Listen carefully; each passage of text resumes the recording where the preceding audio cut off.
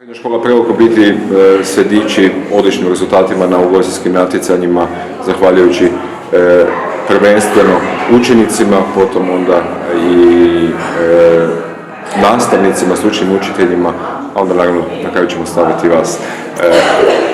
Kako je stanje što se tiče kulinarstva općenito i ovih tradicijskih delicija u vašoj školi? Pošto se nalazimo u centru Međimurja, naša je uloga kao škole ne se zatvoriti u uske školske prostore i kuhati samo sebi i učenicima. Naša je uloga da povučemo svu ovu bogatu međimursku kulinarsku baštinu, prenesemo ih na učenike i učenici da budu ambasadori međimurske kuhinje. Također, otvorit ćemo niz radionica za naše zainteresirane i žene, pa i muške koji žele izvući iz zaborava jela međimurska, da ih podučimo, da krenemo jednim novim ciklusom međimurske kulinarike u našoj školi. Dakle, Srednja škola Prelog će danas sutra biti lider i centar ugostiteljstva međimurske kuhinje za cijelu Hrvatsku i ovaj dio Europe. Zahvaljujući našim nastavnicima, zahvaljujući suradnju sa brojnim udrugama, pa i ovom udrugom uzgajivača svinja, i to je naša ideja. Upravo s tim idejama što ste spomenuli, znači puno je suradnje sa udrugama. Kako stojite tu prema ministarstvu, da li ima sluha u ministarstvu za takva događanja? Imamo i na ministarstvu brojne ljude koji žele pomoći, mi želimo raditi i u jednoj suradnji ćemo izvesti ovaj projekat na zadovoljstvo sviju, i turističke zajednice i promocije ovoga kraja, županije i ljudi. Svi ćemo imati koristi od toga. Hvala, evo sa nama je i gospođa Herman. Da li moram reći stručni učitelj kulinarstva ili kuharstva? Kuharstva, dobro. Eto, radionica je tu, vidjeli smo što se sve događa, čuli smo i ostale sugovornike.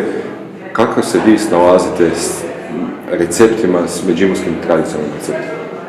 Pa odlično. Jedino međimurski recepti su malo specifični, jer puno recepata glasi sa koliko prosi, koliko treba, malo puljkni, tuljku to i tak. Ali inače mi tu sve to razumijemo i znamo prilagoditi današnjim trendovima, prilagoditi današnjim namirnicama, jer brašno nekad i brašno danas nije isto. To su evo posvjedočile i bake, razlika je i u mljevenju, i u granulaciji, u vlazi, čisto u proizvodnji. I trudimo se evo te stare recepte oživiti, evo kak danas smo imali priliku napraviti cvirkove pogačice, krapce i salenjake.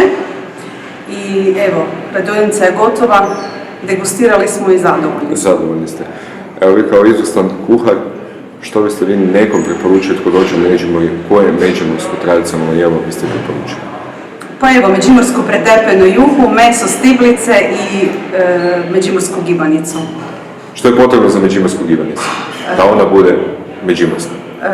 Pa potrebne su fine sočne jabuke, koje je najbolje ubrati u jesen i onda ih spremiti u škrinju, ne čekati da dehidriraju do 1.2. mjeseca.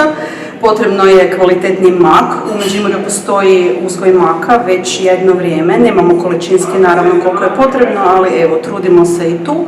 Trebamo orahe koji hvala Bogu imamo dosta i trebamo svježi kravlji sir.